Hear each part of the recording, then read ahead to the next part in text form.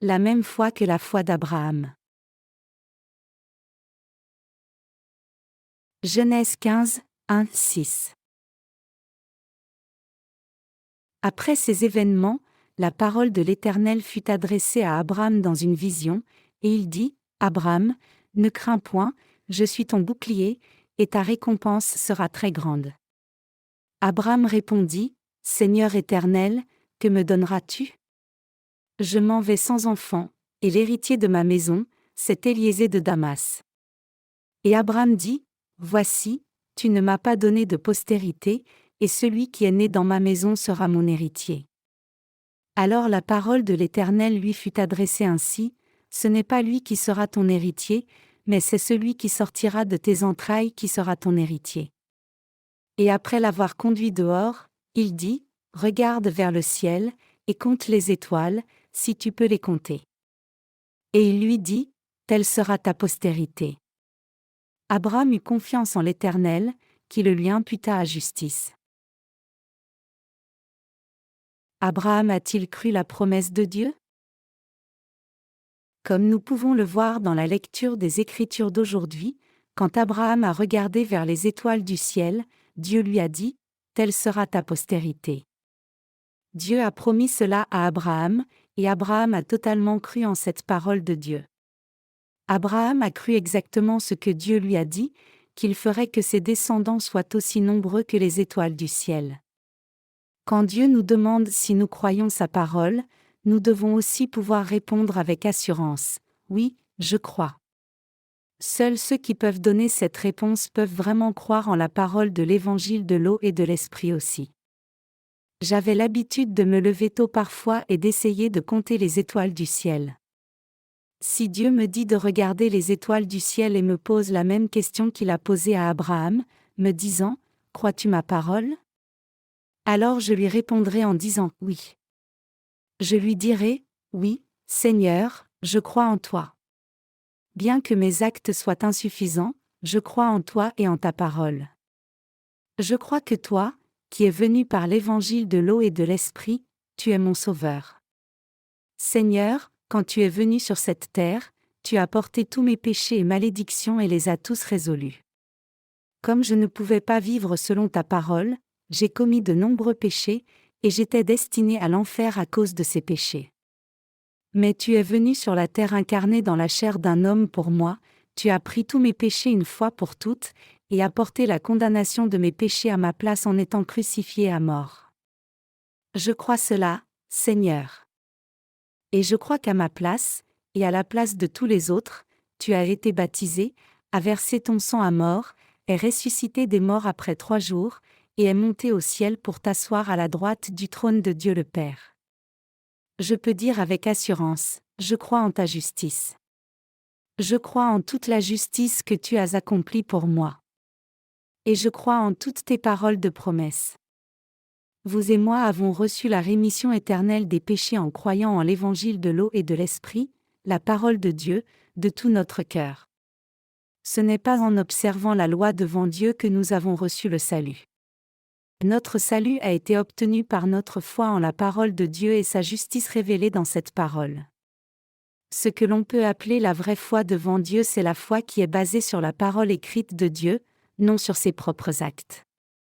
L'apôtre Paul a écrit, « Parce qu'en lui l'Évangile est révélé la justice de Dieu par la foi et pour la foi, selon qu'il est écrit, le juste vivra par la foi. » Romains 1h17. Comme le dit ce passage, c'est en croyant en la parole de l'Évangile de l'eau et de l'Esprit que vous et moi avons reçu la rémission des péchés une fois pour toutes, non en marchant par la loi de Dieu. Donc, si Dieu me demandait, « Crois-tu en ma justice ?» Je lui répondrais comme suit, « Oui, Seigneur. Je connais ta justice et j'y crois sans douter. Je crois que tu as expié tous les péchés de ma vie entière par l'évangile de l'eau et de l'esprit, que tu m'as rendu sans péché, et que tu es ainsi devenu mon sauveur. Je crois que même si j'étais un pécheur par nature, tu as fait de moi un homme juste en expiant tous mes péchés par ta justice. Je crois que tu as fait de moi ton enfant. Je crois aussi que tu m'as donné le ciel et la vie éternelle. Vous tous qui êtes assis face à ce pupitre devez aussi être en mesure de confesser cela. Si vous voulez vraiment être approuvé par Dieu et naître de nouveau comme Abraham, vous devez tous croire la parole de justice de Dieu complètement. Comme vous le savez très bien, à l'époque de l'Ancien Testament, Dieu a donné la parole de la loi aux pécheurs. Maintenant, je vais vous expliquer quels effets la loi de Dieu a eu sur nous, et quel genre de foi nous permet d'obtenir la justice de Dieu. La loi établie par Dieu. Les 5 premiers livres de l'Ancien Testament Genèse, Exode, Lévitique, Nombre, Deutéronome sont appelés le Pentateuque. Parmi les nombreuses personnes qui apparaissent dans le Pentateuque, Dieu a appelé Abraham en particulier, et comme Abraham a cru la parole de Dieu, sa foi lui a été imputée à justice. Dieu a fait d'Abraham l'un de ses justes.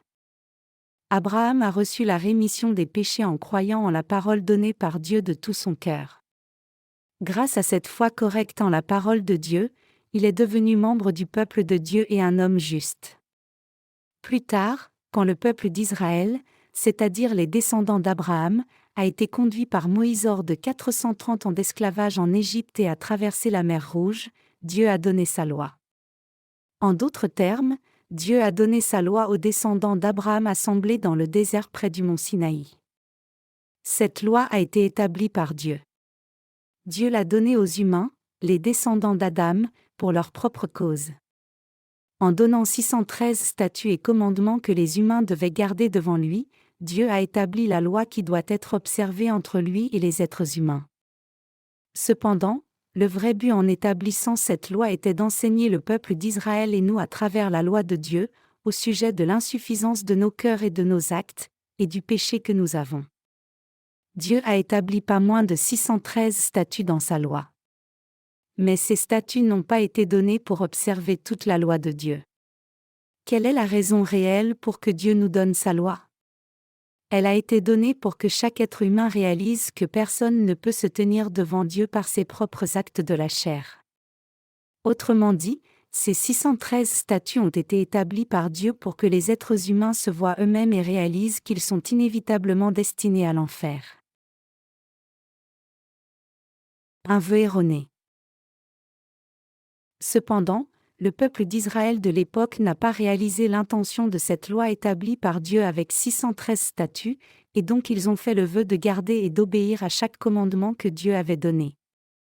Regardons l'Exode chapitre 24 ici, Moïse vint rapporter au peuple toutes les paroles de l'Éternel et toutes les lois. Le peuple entier répondit d'une même voix, « Nous ferons tout ce que l'Éternel a dit. » Moïse écrivit toutes les paroles de l'Éternel.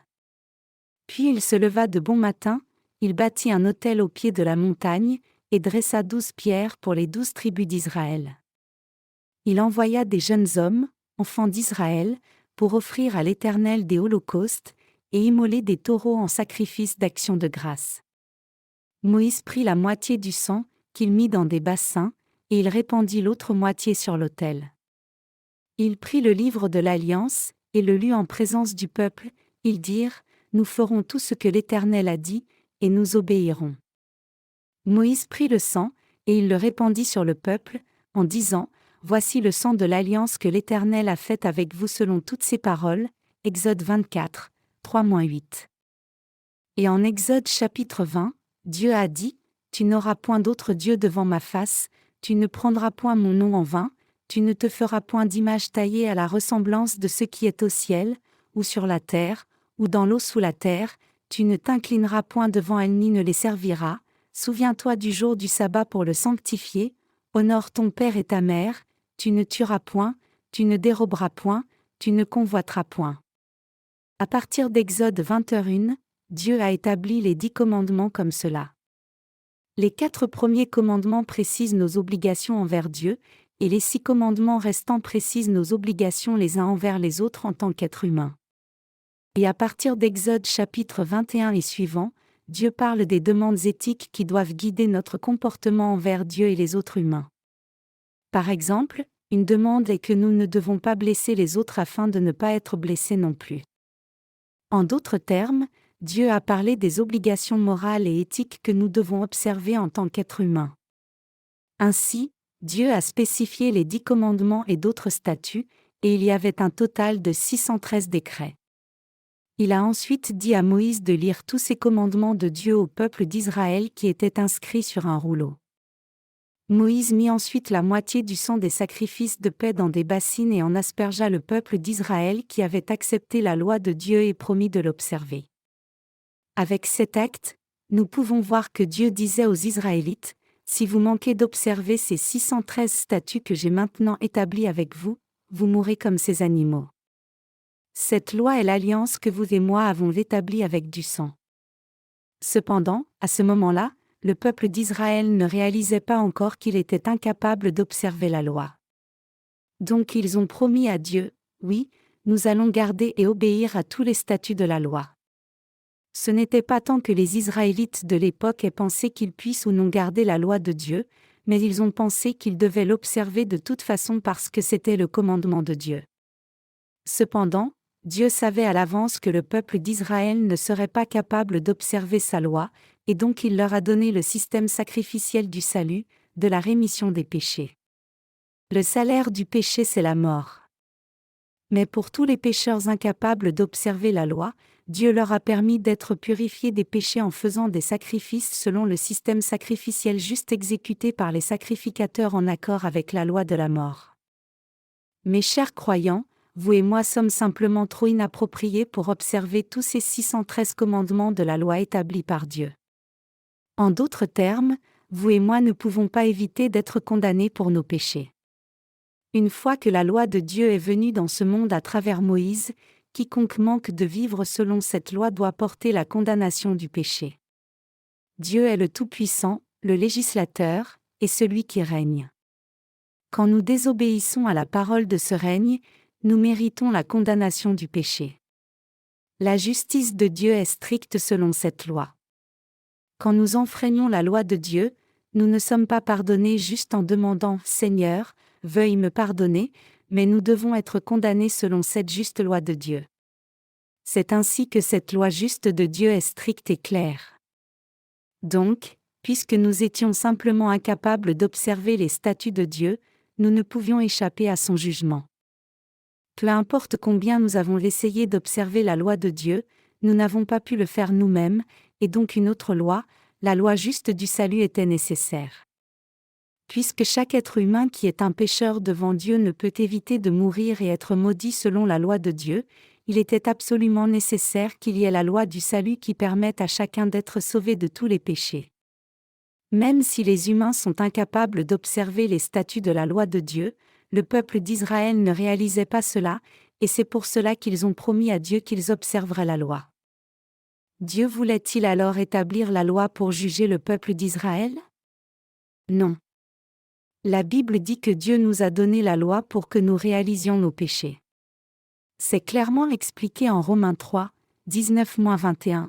Or, nous savons que tout ce que dit la loi, elle le dit à ceux qui sont sous la loi, afin que toute bouche soit fermée, et que tout le monde soit reconnu coupable devant Dieu. Car nul ne sera justifié devant lui par les œuvres de la loi, puisque c'est par la loi que vient la connaissance du péché. Qu'est-ce que cela signifie quand la Bible dit ici ?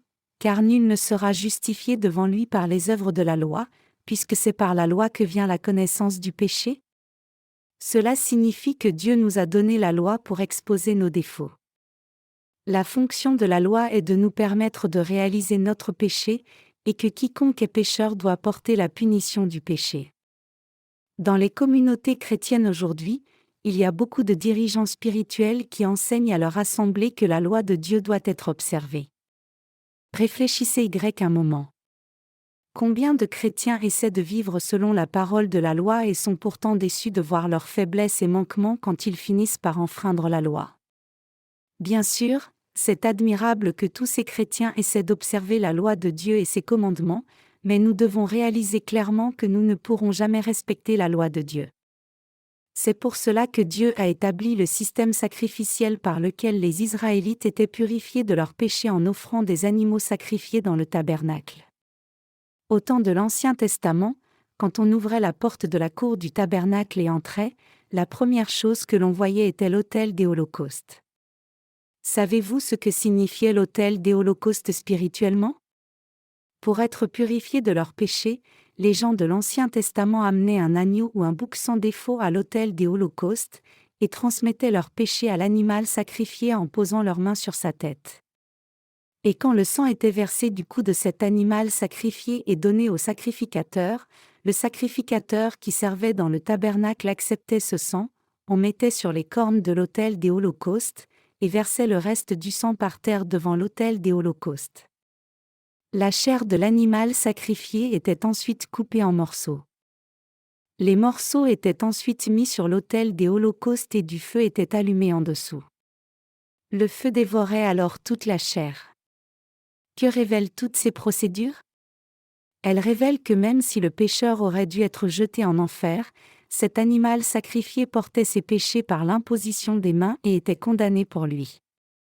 Ainsi, Dieu avait préparé deux choses à l'avance comme solution au problème de nos péchés.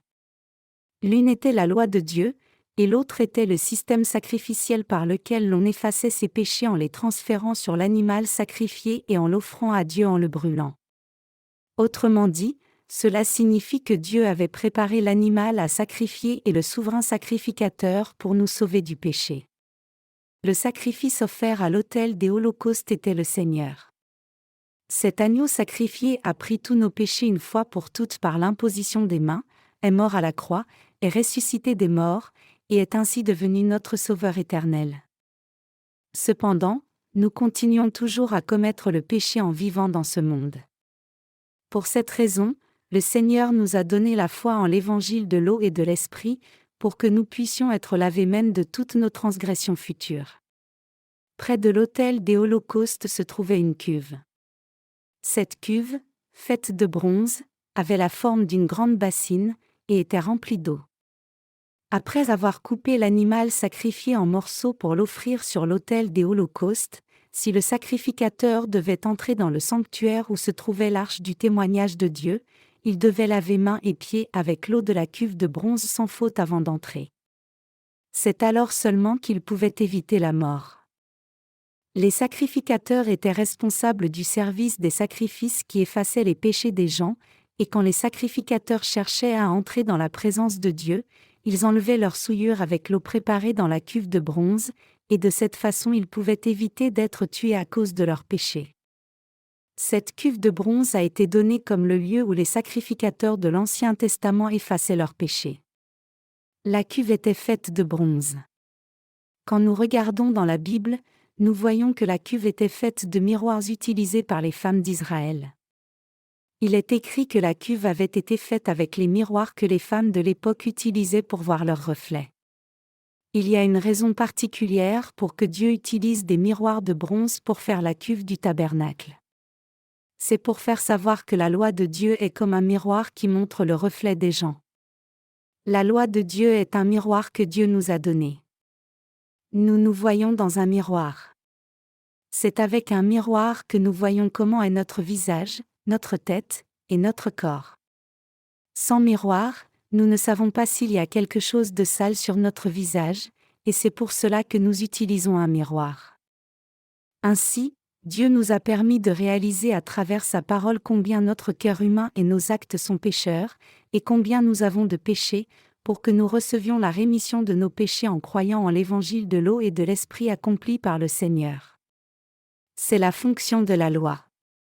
La Bible dit, c'est par la loi que vient la connaissance du péché. La fonction de la loi est de nous montrer nos péchés, et c'est pour cela qu'elle existe. En d'autres termes, Dieu nous a donné cette loi pour nous montrer comment sont les pécheurs qui n'ont pas encore reçu la rémission des péchés. Quel est alors le péché de la race humaine? Tout acte et pensée qui n'est pas en accord avec la volonté de Dieu est un péché. Autrement dit, tout manquement à la vie selon la parole de Dieu est un péché. L'incapacité à vivre selon les 613 commandements établis par Dieu, l'incapacité à vivre selon la volonté de Dieu, ce n'est autre que le péché de l'humanité. Ce n'est pas seulement quand vous volez quelque chose que vous commettez le péché, mais vous êtes pécheur parce que vous êtes incapable d'observer la loi établie par Dieu, et vous êtes né avec le péché. C'est le vrai péché devant Dieu. La loi de Dieu expose la nature pécheresse cachée en chaque pécheur. La loi pointe le péché de ne pas vivre selon la volonté de Dieu. Par exemple, le commandement nous interdisant le meurtre révèle le fait que nous sommes en effet meurtriers. Dieu nous dit, quand tu es en colère, dans ton cœur tu veux frapper quelqu'un à mort, même si cette personne ne t'a rien fait. Sinon, tu désires que cette personne soit renversée par une voiture et meure. Dieu dit que les mauvais désirs que vous avez dans votre cœur constituent tout le péché.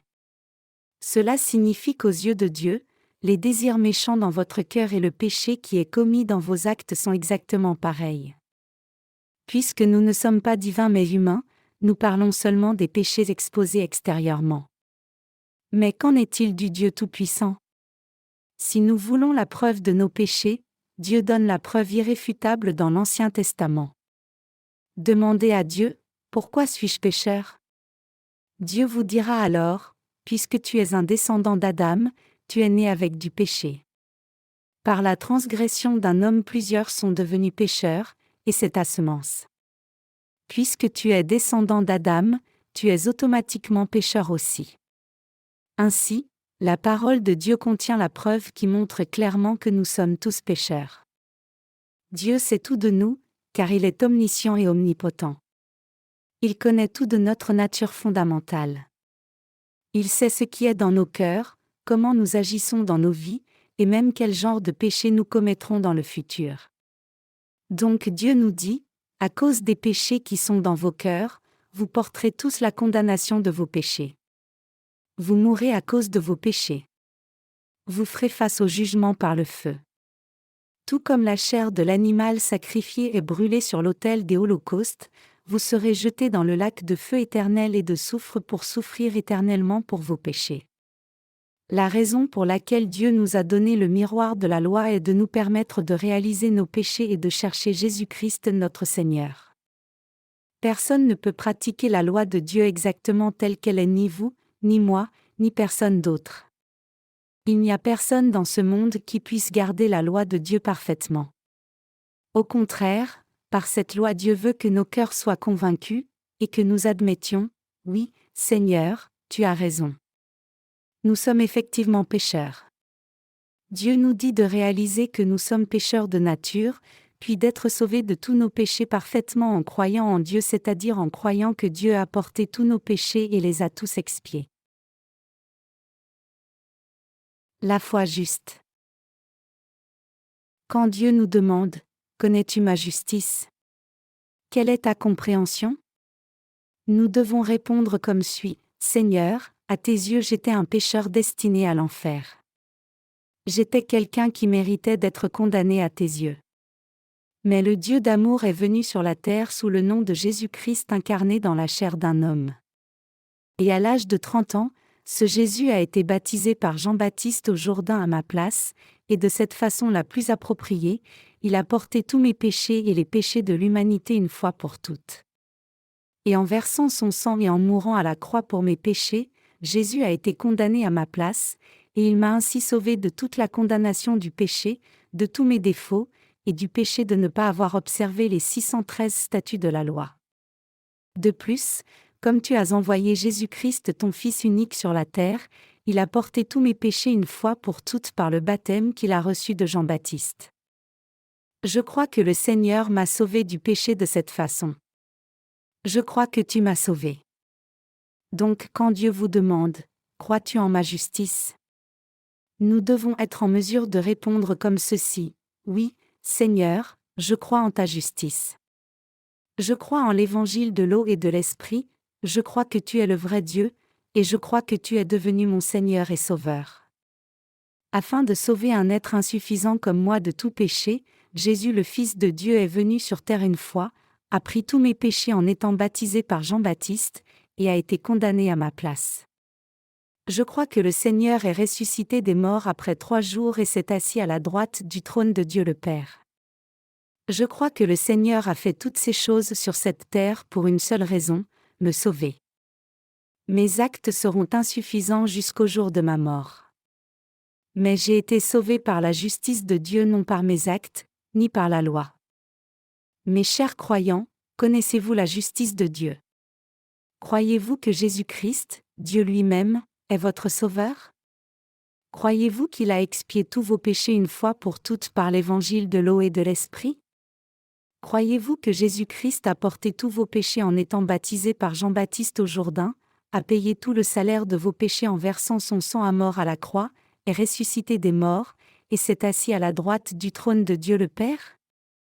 Croyez-vous que la naissance de Jésus sur la terre, son baptême, sa mort à la croix, sa résurrection, et son ascension, ont été faits pour vous et moi?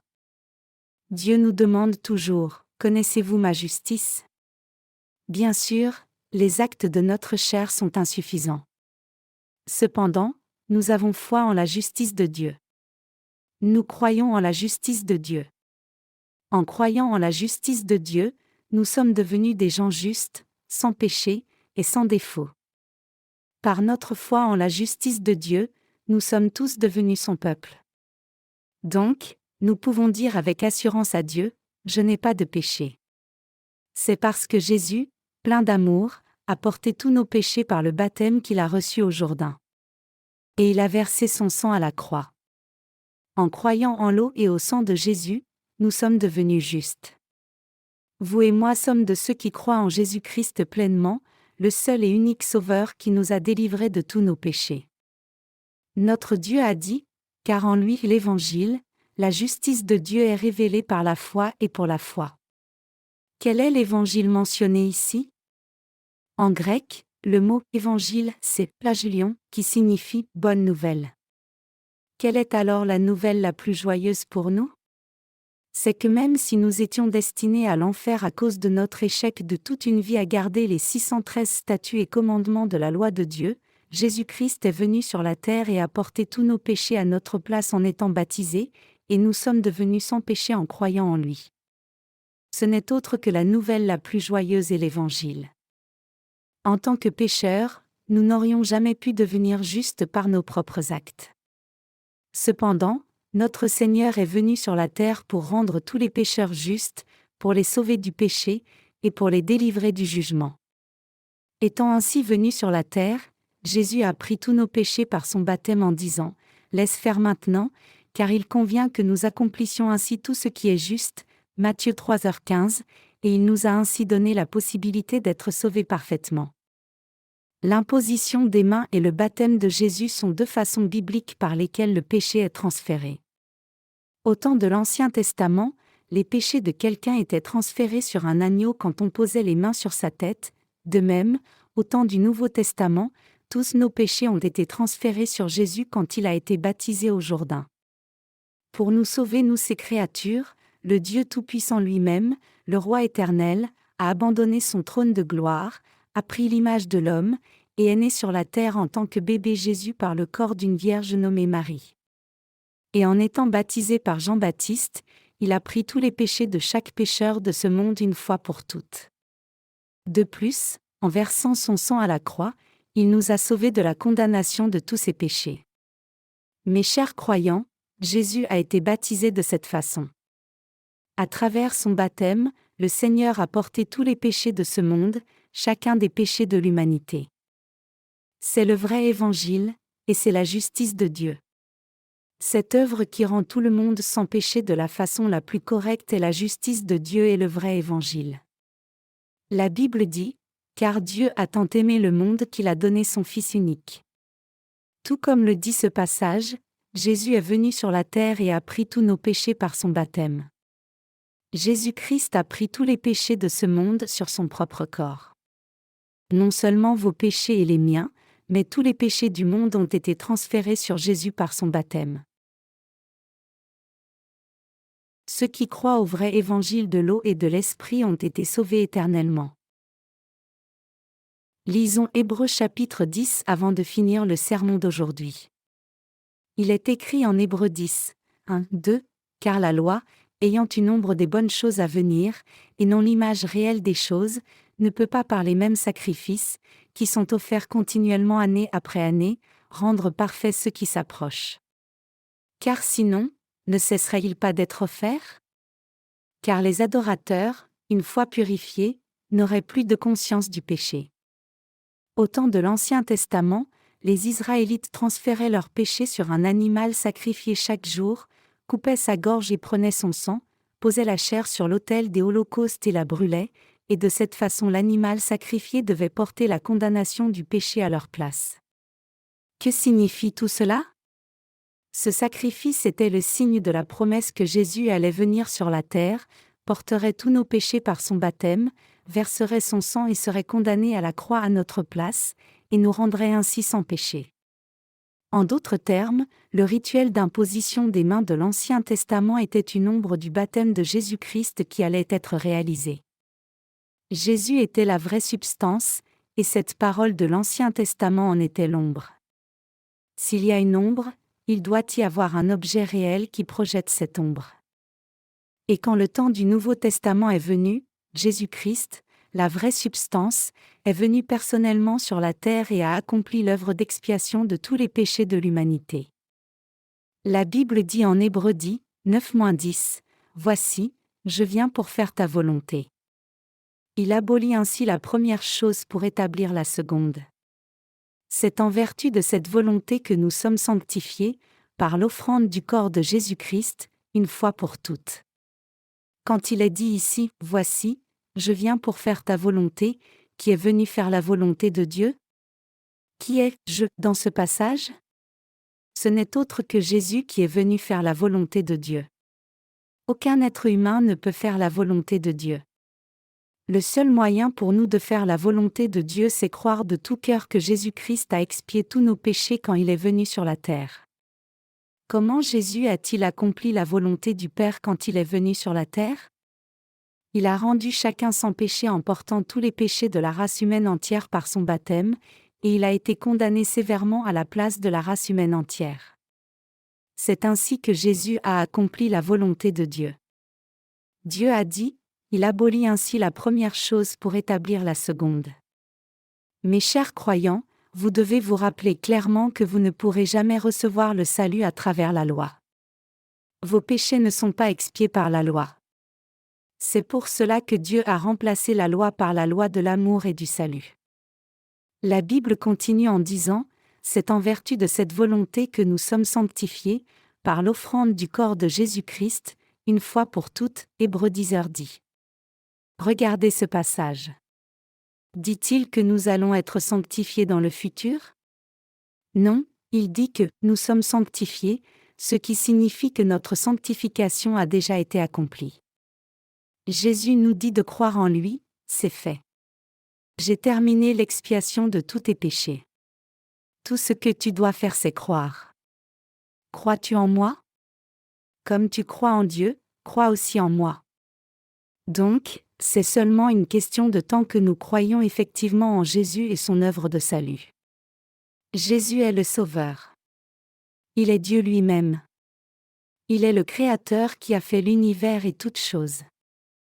Il est écrit en Hébreux 11-14, et tandis que tout sacrificateur fait chaque jour le service et offre souvent les mêmes sacrifices, qui ne peuvent jamais ôter les péchés, lui, après avoir offert un seul sacrifice pour les péchés, s'est assis pour toujours à la droite de Dieu, attendant désormais que ses ennemis soient devenus son marchepied. Car, par une seule offrande, il a amené à la perfection pour toujours ceux qui sont sanctifiés. Mes chers croyants, Jésus a expié tous vos péchés pour toujours et entièrement comme le dit ce passage, ou ne l'a-t-il pas fait? Il les a effectivement tous expiés. Si vous faites une faute demain, deviendrez-vous de nouveau pécheurs? Non, vous ne deviendrez plus pécheurs. Tout comme le dit l'expression, une fois marin, toujours marin, ceux qui sont devenus justes en recevant la rémission des péchés de Jésus sont justes pour toujours. Ceux qui connaissent Dieu correctement et croient en lui correctement ne se confient pas en eux-mêmes, ni ne regardent leur propre faiblesse. Ils regardent seulement à Dieu et méditent sur ce qu'il a fait pour eux, et ils croient en Dieu seul. En tant que ceux qui ont reçu la rémission des péchés et le salut par Jésus-Christ, nous sommes des justes. Nous sommes les justes qui sont parfaits pour toujours.